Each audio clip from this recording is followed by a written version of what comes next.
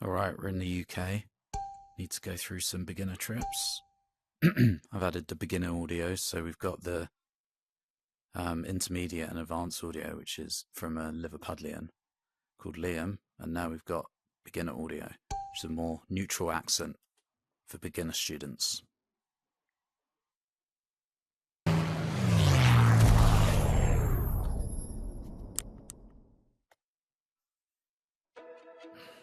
Hopefully I can handle beginner level English today.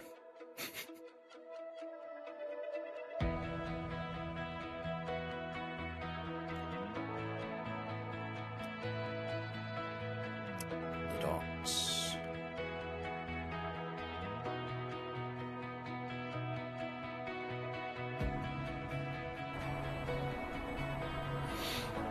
Liverpool is one of Britain's main cities. It was a very important port during the Industrial Revolution.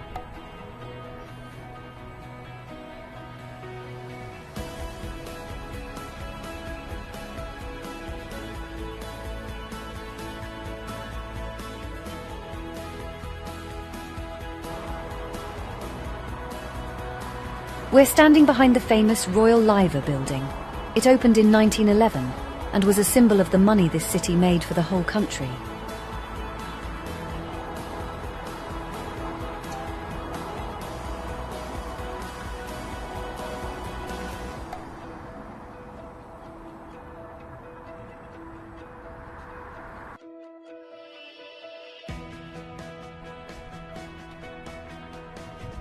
"100 meters high, on top of the Royal Liver building, there are two statues of mythical birds called liver birds.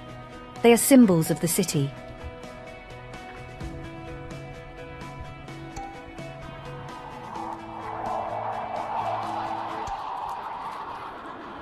Chat.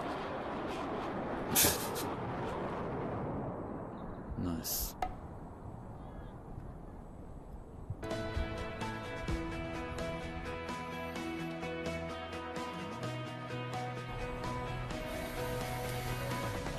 The famous Titanic departed for New York from Southampton, but it was registered in Liverpool, so the city's name was written on it.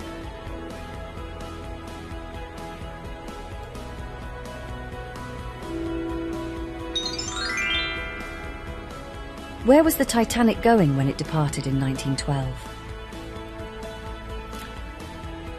I didn't say that, did I, in the previous scene? The Titanic was going to New York. The Titanic was going to New York. I don't think that was said in the scene, though, was it? I just expected to know.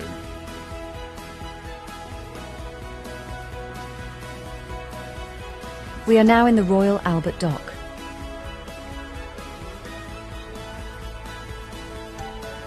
Oh, no. The famous Titanic departed for New York from Southampton, but it was registered in Liverpool, so the city's name was written on it.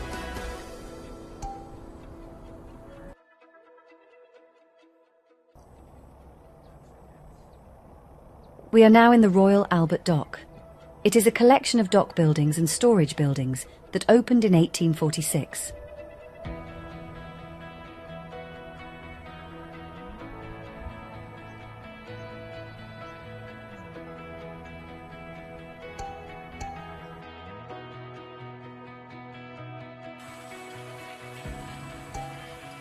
Tate Liverpool is an art gallery and museum that has British art from 1500 until now, and also art from other countries.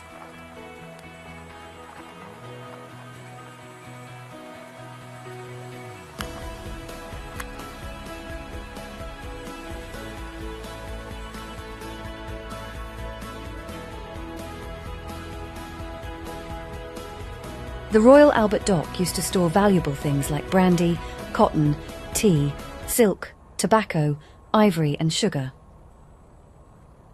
A long list of things.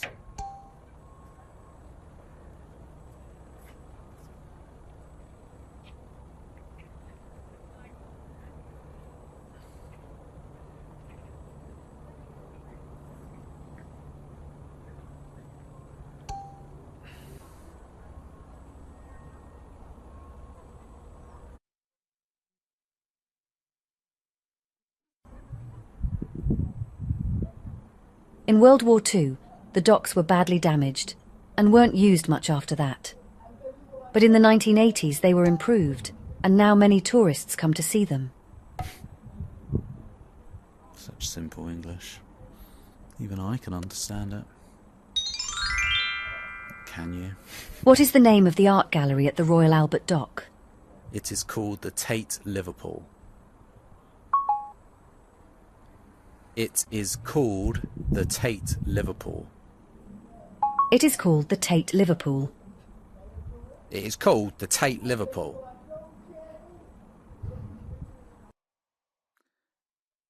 Doesn't like my accent. We're standing on Crosby Beach, where there is art Wow. made by a British artist, Sir Anthony Gormley, called Another Place. It's difficult not to look, isn't it? It's difficult not to. There's loads of them.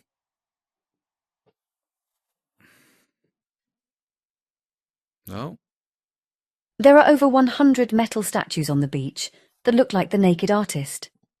Each statue weighs 650 kilograms and faces the sea.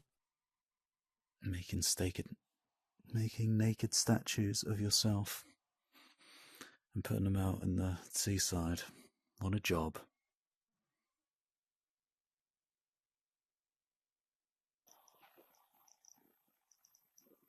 If you travel around the UK, you might see other art by Sir Gormley, like Iron Man in Birmingham and Quantum Cloud in Greenwich. You can see them in our other trips. Well, Birmingham isn't live yet, but you can see the other one in Greenwich.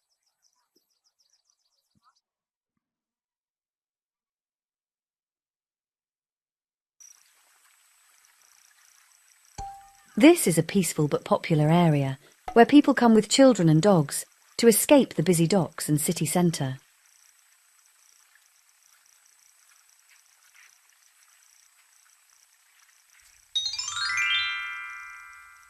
What is the name of Sir Anthony Gormley's statues on Crosby Beach? The statues are called Another Place. The statues are called Another Place. Yes, I can speak English well enough to pass.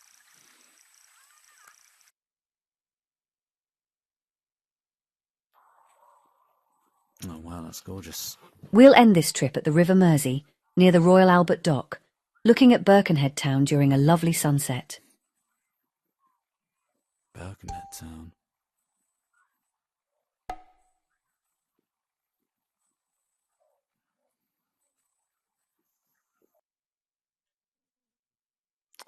That was very pleasant.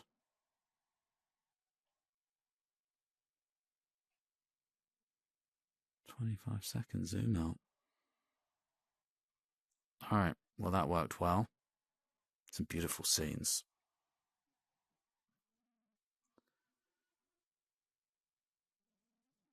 First time I've watched these trips for a while. I'll change this zoom out. What do you think? Maybe. Alright, let's carry on exploring Liverpool. We're doing the beginner trips. Let's go. Excuse me. Let's go.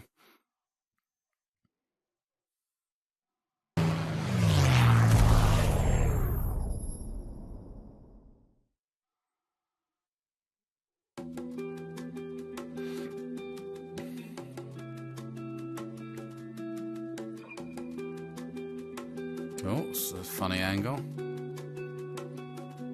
John Lewis.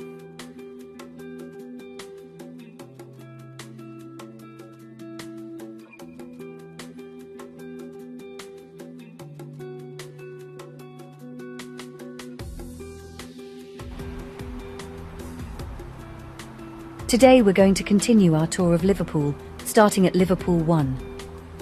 It's a shopping centre that opened near the docks in 2008.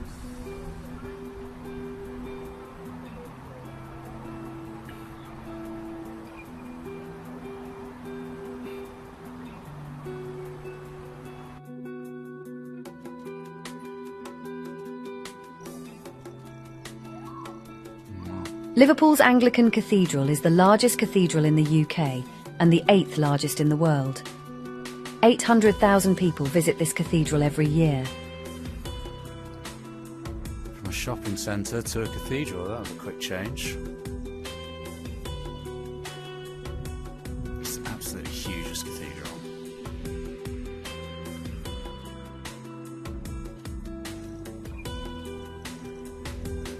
This building is 189 metres long, making it the longest cathedral in the world.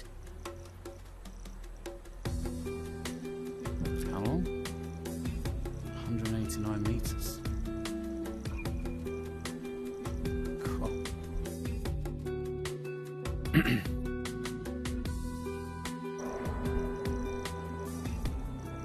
The cathedral has a lot of stained glass windows, but a lot of them were broken in World War II during the Liverpool Blitz.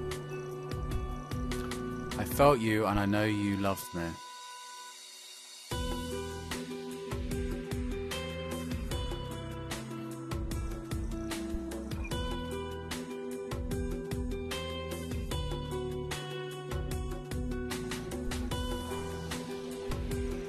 Sir Giles Gilbert Scott designed the cathedral.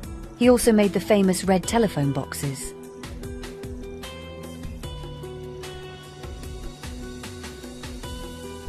Sir Giles Scott. What type of cathedral is Liverpool Cathedral? Liverpool Cathedral is an Anglican cathedral. Liverpool Cathedral is an Anglican cathedral. I can speak English. I can speak English real good. Me without English? That's unpassable. Liverpool's Chinatown is special because it was the first Chinatown in Europe. It was important for importing silk, cotton and tea. Oh, nice lamppost there. What is that? Nice gate.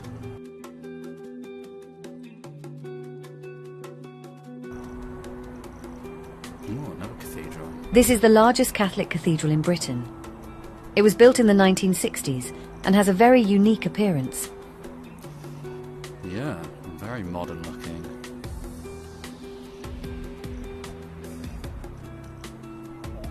I love this walkway up to it.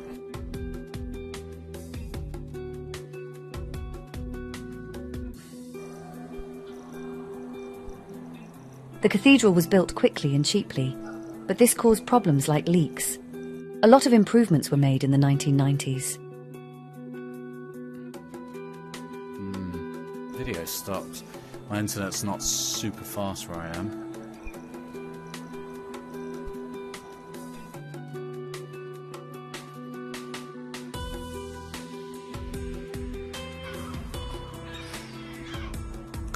This church is called the Bombed-Out Church, and it was damaged in 1941 during World War II. It has not been rebuilt to remember the people who died in the war. These seagulls were absolutely crazy. I remember this. Scared. I was so scared they were. Why is Liverpool's Chinatown special? I was so scared they were going to crap on the camera or just destroy the camera.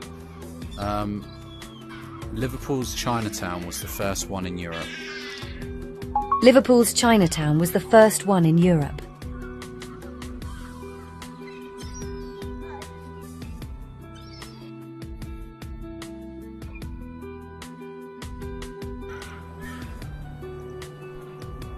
The Blue Coat was built in 1716 as a school to help poor children. It's the oldest building in the centre of Liverpool.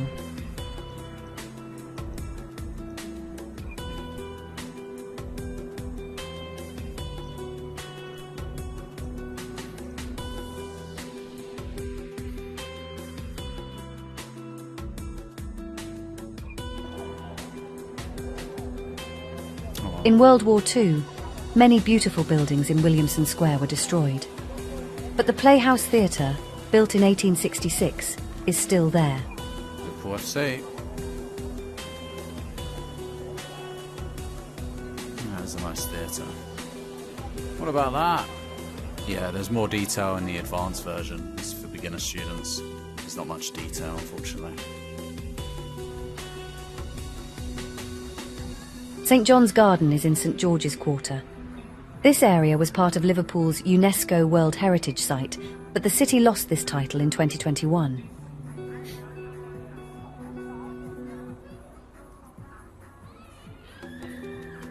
Ah! Doing a headstand.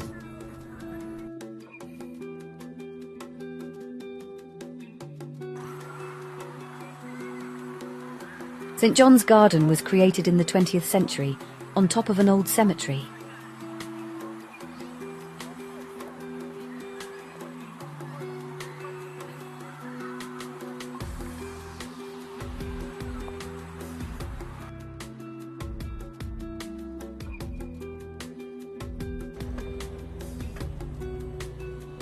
St George's Quarter has many old monuments and big buildings.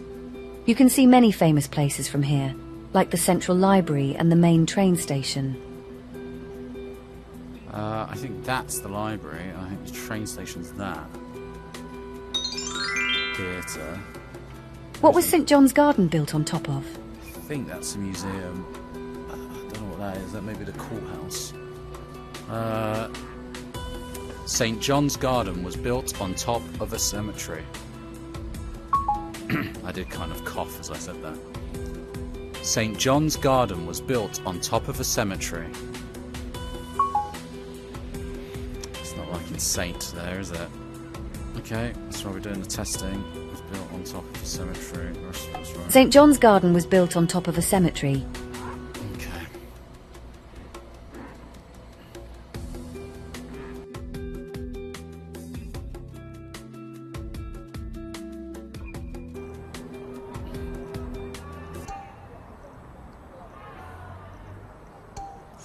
We're finishing this trip on Castle Street near the town hall.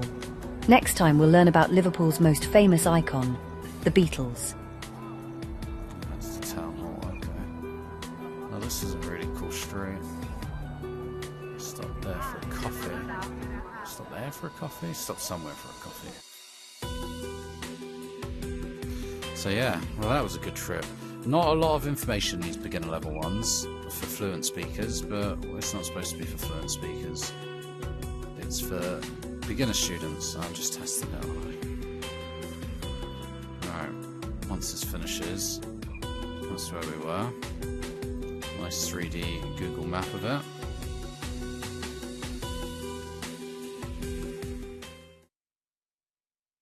Alright. So yeah, that's the more advanced one. Which I won't listen to now. Much longer as well. Same amount of scenes, but just a lot more narration. But let's finish off Liverpool, doing Liverpool 3.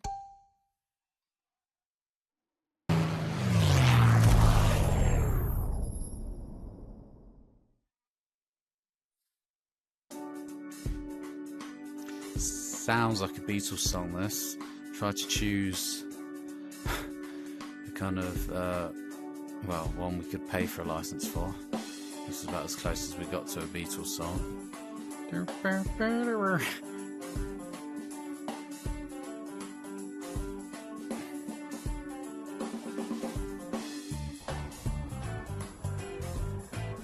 Today we'll learn about the Beatles, the most famous band in the world, and about Liverpool's football culture.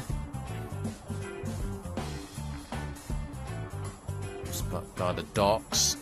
Remember that from the first one? They're bigger and real.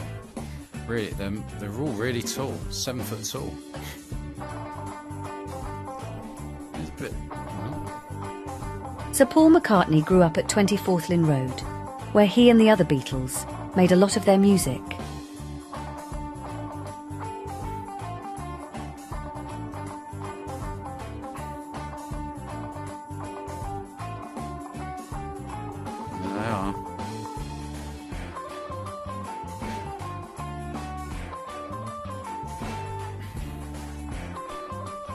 Paul McCartney and John Lennon used to visit this cemetery as teenagers.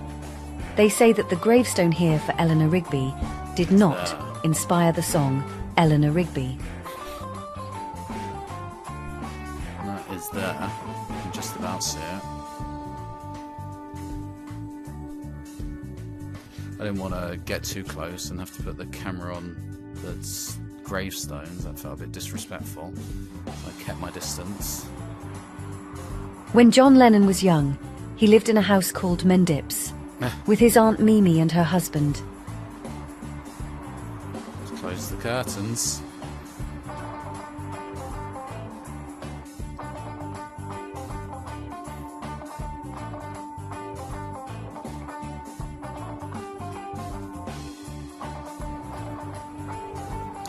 What has gone on here? Well, this doesn't work, does it?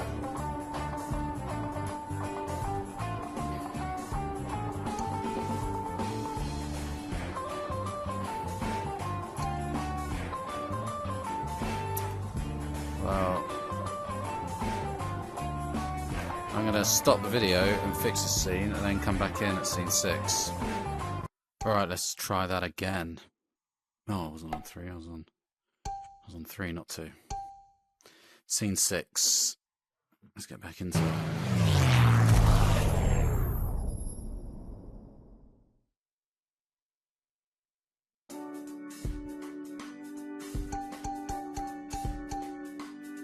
think that was 6.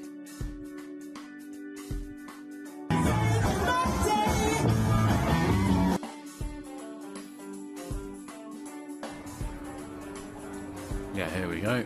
In the beginning, the Beatles played at a few places in the UK and Germany, including the Cavern Club on this street. Where is it? I think that was the original Cavern Club. Oh. What is the name of the club where the Beatles often played? The club is called the Cavern Club. The club is called the Cavern Club. It doesn't like that, does it?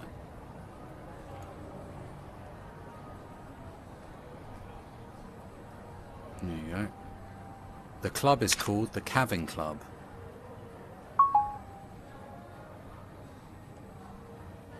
Caving and... What did I get? Did it save it? I need to... Cabin, caving, okay. Cool. It's not liking all the... Save that as well.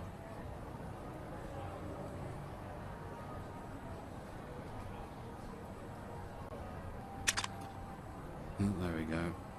Alright. The club is called the Cavern Club. The club is called the Cavern Club. Cavern Club. I'm saying it good enough. I'm a native speaker. You should understand me.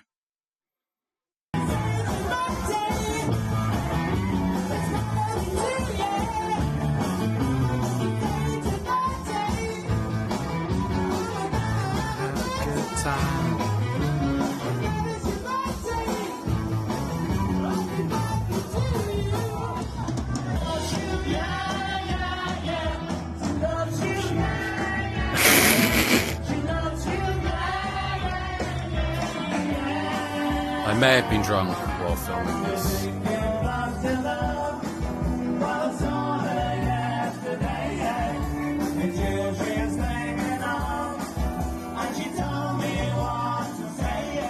Come on, everybody.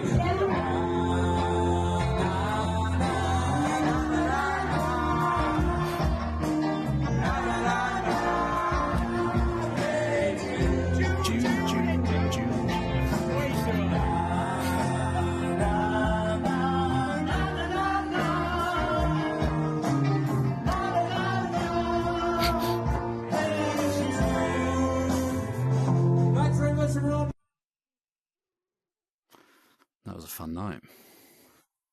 Very fun night. What a great band. Definitely check out the Cavern Club. Between 1936 and 2005, Strawberry Field was a children's home near Mendips. It became famous when the Beatles made the song Strawberry Fields Forever in 1967. Well, this is wrong, isn't it?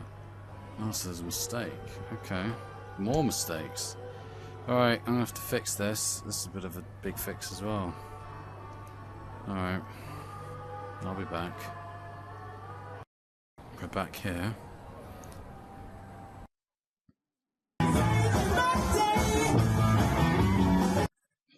Don't need to watch that again. Let's see if the audio comes up. In 1962, Ringo Starr became the band's drummer, and they recorded in the famous Abbey Road studios. I love the song because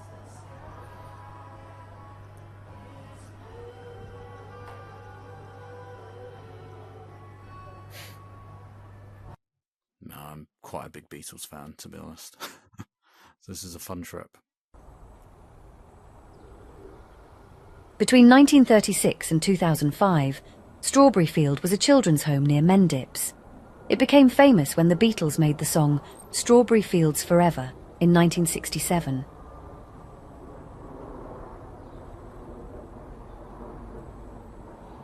It's the famous Red Gate.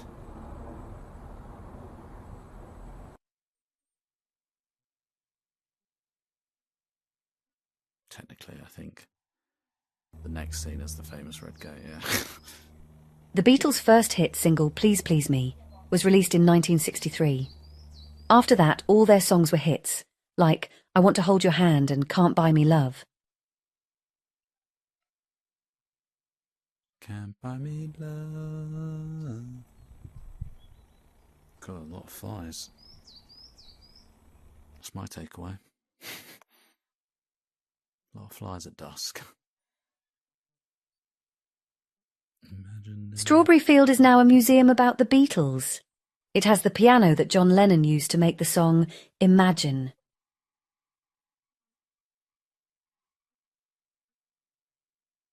Well, What song did John Lennon make on the piano at Strawberry Fields? John Lennon made Imagine on this piano. John Lennon made Imagine on this piano. Imagine there's no heaven. It's easy if you try.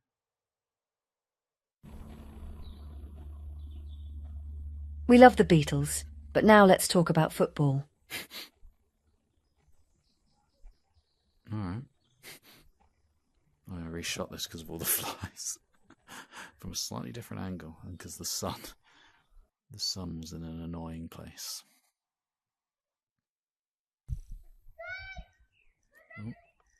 We're now in Stanley Park, a public park in between Liverpool's two big football clubs, Everton FC and Liverpool FC.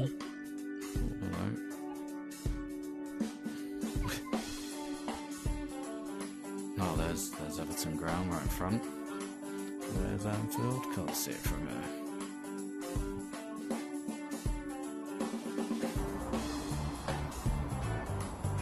Everton FC have played at Goodison Park since 1892, but they are moving to a new stadium.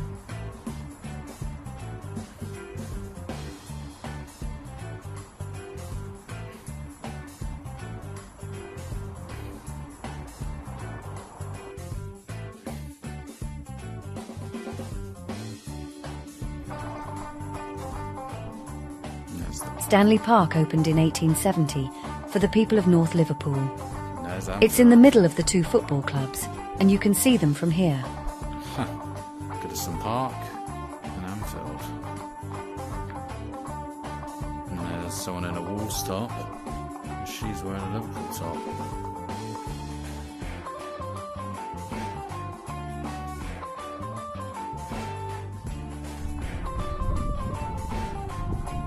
Since 1892, Anfield Stadium has been where Liverpool Football Club plays. They are one of the best clubs in the world.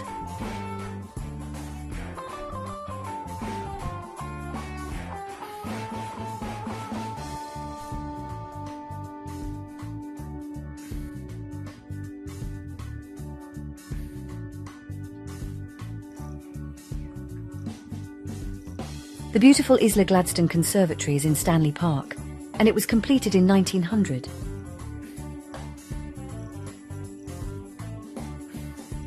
There's palm trees. Lovely.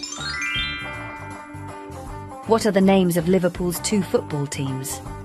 The teams are called Liverpool FC and Everton FC. The teams are called Liverpool FC and Everton FC.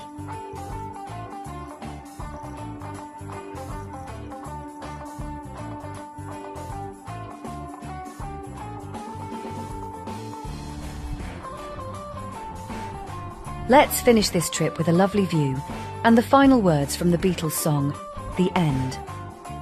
And in the end, the love you take is equal to the love you make. What a lovely lyric. To end this trip to Liverpool.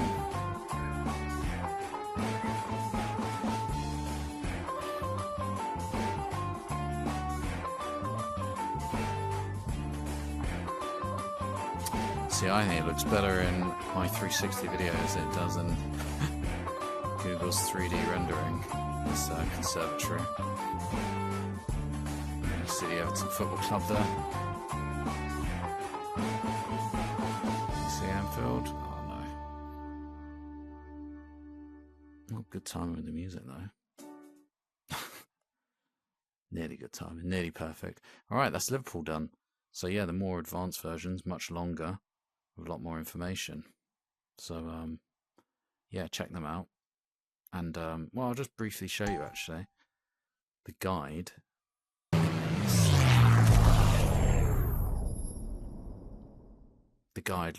is Liam, who's a local guy. I'll turn the music off. Let's just hear him speak for a second.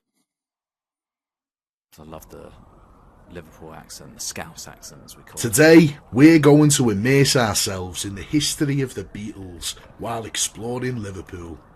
The four members of the Beatles were John Lennon, Paul McCartney, George Harrison and Ringo Starr. We'll learn about their childhoods, how the biggest band the world has ever known got started in the great city of Liverpool, and the Beatlemania phenomenon. We're also going to explore the city's football culture and visit the two great clubs whose stadiums sit either side of Stanley Park. So yeah, that's how, go back to home, but yeah, that's how the more advanced ones are. Obviously for native speakers and any advanced English speakers, you can actually learn a lot more about these towns that we've got all across the UK. I think we've got 46 trips at the moment, with another kind of 10, 12 just getting ready to put on the app in the next couple of months. So yeah, check it out. Thanks for coming.